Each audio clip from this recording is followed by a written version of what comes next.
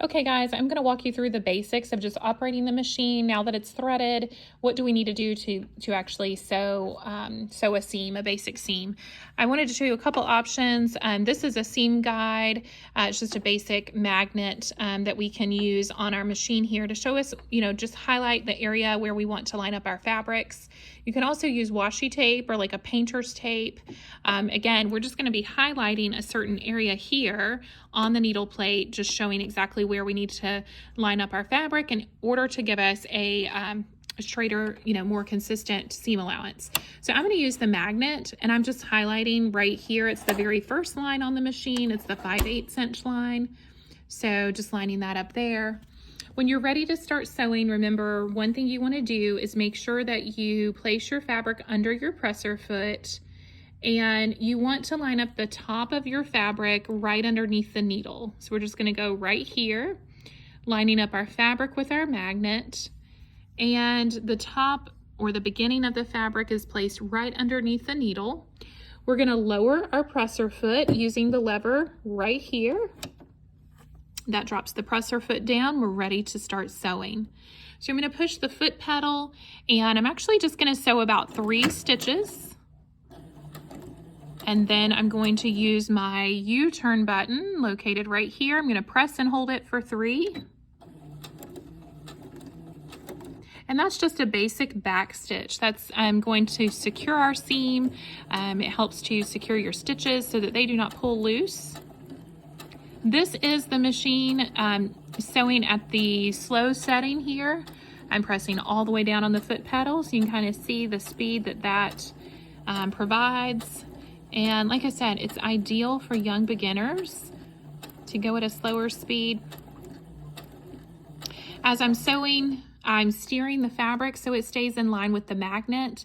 Of course, that is a more advanced, that's like the second step. You don't have to introduce the magnet right away. If you want to just do more of a free sewing just to get used to your machine, that's perfectly fine, and just sew lines across your fabric. But if you are wanting to be able to keep a consistent seam allowance, you do need some sort of guide, especially as a beginner.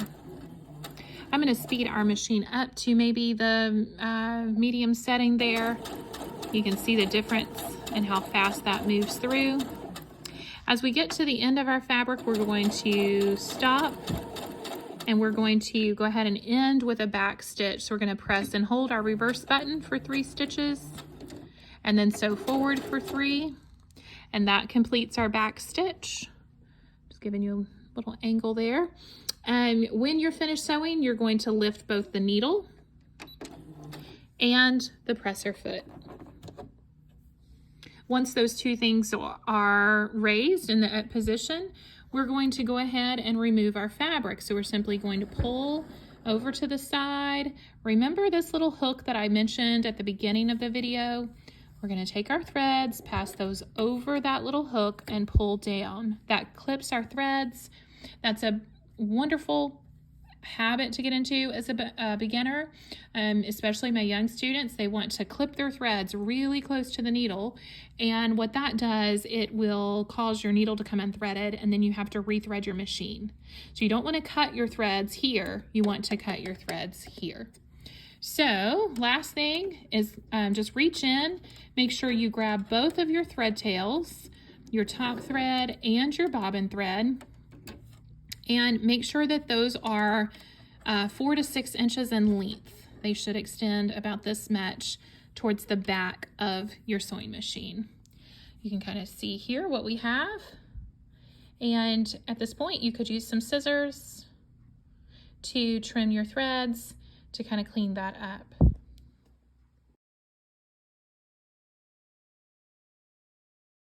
Okay, so I'm going to walk you through just like one troubleshooting situation, and this involves misthreading. So let's say maybe you forget to thread your top bracket, or maybe you think that you've threaded the take-up lever, the gooseneck, but actually you missed it and there's no thread there. What's going to happen when you start sewing is your machine is going to make this horrible sound. It's going to sound like something is broken. and it's going to create a jam. Your threads are going to tangle, your fabric is going to get pulled somewhat down into the machine, and you're just going to have a bit of a mess. So I'm going to go ahead and jam this machine and then show you how to get out of it. Doesn't that sound awful? So we're not going to go any further there, but if your machine is sounding something like that, you would also want to immediately stop sewing, because obviously something is wrong. So the way to fix this problem is, the first thing we want to do, if you're using a magnet, just get that out of the way.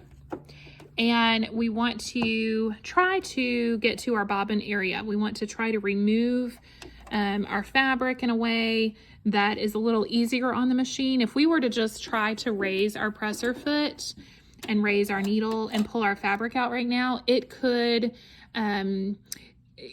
break our needle. It could break another part of the bobbin housing. So you don't want to be too rough on this when you're trying to get yourself out of one of these jams. So the best thing to do is just raise your presser foot. Try your best by turning your hand wheel here to raise the needle, and try to get both of those in the up position, and then go ahead and open the bobbin housing. So slide that window off. You can see, if I zoom in, hopefully you can see how there's a lot going on in here. There's some threads that have been pulled into the machine, into the bobbin housing, and just things are not going well. So what we want to do is take our scissors and just go ahead and cut this little thread right here. And hopefully that's going to release the bobbin. And it did, so that's out. And then at this point, once we get that bobbin out of the bobbin house, our fabric should pull away from the needle plate. And it did, so I'm going to cut that thread here using this little hook. But do you see what happens? So when we're not threading our machine correctly, this is what's going on the underside of our fabric. The top doesn't look too bad, but when we look underneath, we can see, there's a lot going on there. So that's the way to get out of a jam. Like I said, you want to try to raise both the needle and the presser foot, and then any threads that you see, clip those and try to get the bobbin out. Once you get the bobbin out, your fabric should at that point pull loose or pull freely away from the machine. And hopefully you can kind of start getting things cleaned up from there.